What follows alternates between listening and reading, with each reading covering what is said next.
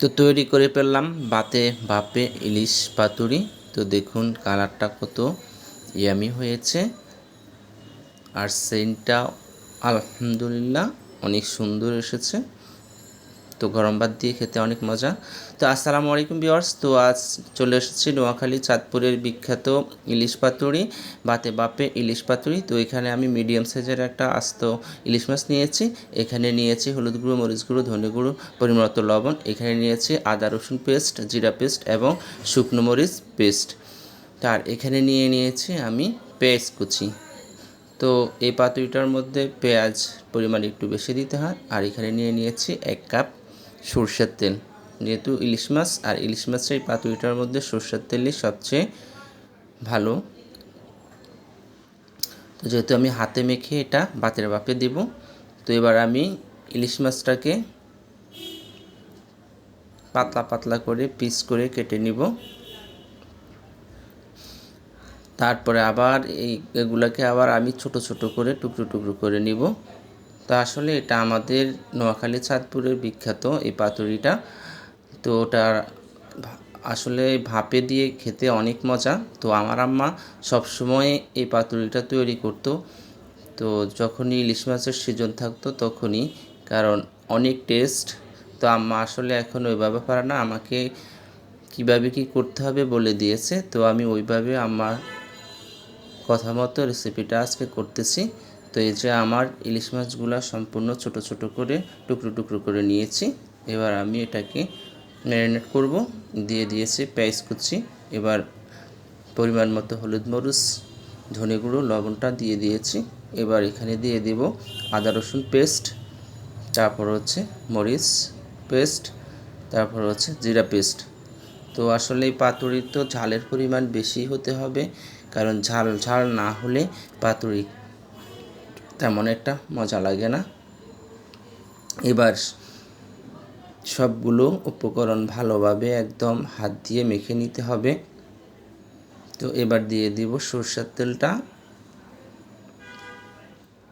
আর সরষের তেল দিয়েও আমি ভালোভাবে মেখে নিব। দেখুন কতটা সফট হয়ে গিয়েছে আমার মশলাটা। তো এবার আমি দিয়ে দিব কেটে রাখা ইলিশ মাছগুলো। ইলিশ মাছগুলো আমি ভালোভাবে মশলার সাথে মিক্স করে নিব। দেখুন কালারটা কত সুন্দর হয়েছে।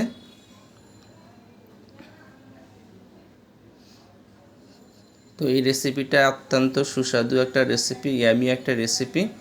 যেহেতু ঝাল ঝাল, তো এই কারণে বেশি একটা টেস্ট লাগে। তো এবার আমি এই রেসিপিটা আপনার কলা পাতার মধ্যে ভাতের ভাপে দিয়ে তৈরি করা হয়, কিন্তু কলা পাতা না থাকায় আমি একটা বাটিতে নিয়েছি। এখন বাটিতে সেট করার পরে এবার আমার ভাত, গরম গরম ভাত, আমি 50% ভাত তুলে নিব। এই যে 50% ভাত আমার তোলা হয়ে গেছে। এবার আমি বাটিটা পাতিলের মাঝখানে বসে দিব, যে আমি এবার ঢাকনা দিয়ে এই ভাতগুলা আবার উপরে দিয়ে আমি সিল করে নিব। একদম গরম গরম ভাতগুলাকে আমি একদম চেপে চেপে, যেন কোনো পাকা জায়গা না থাকে, সিল করে নিয়ে আমি হালকা আগুন দিয়ে আমি 10 থেকে 15 মিনিট চুলার উপরে বসিয়ে রাখবো। তো এই যে হয়ে গেছে আমার ইলিশ পাতুরিটা। তো এবার আমি উপর থেকে ভাতগুলা সরে নিচ্ছি। দেখুন মাশাআল্লাহ, আলহামদুলিল্লাহ, কতটা সুন্দর হয়েছে। দেখুন কালারটা কতটা ইয়ামি হয়েছে। আর ঢাকনাটা সরানোর সাথে সাথে এত সুন্দর একটা স্মেল এসেছে। তো এই যে এবার আমি খাচ্ছি। তো আলহামদুলিল্লাহ, অনেক ভালো একটা রেসিপি, আপনারাও ট্রাই করবেন বাসায়। অনেক মজার একটা রেসিপি। তো ভালো লাগলে লাইক কমেন্ট অ্যান্ড শেয়ার করবেন। আপনাদের সাপোর্ট পেলে অনেক দূর এগিয়ে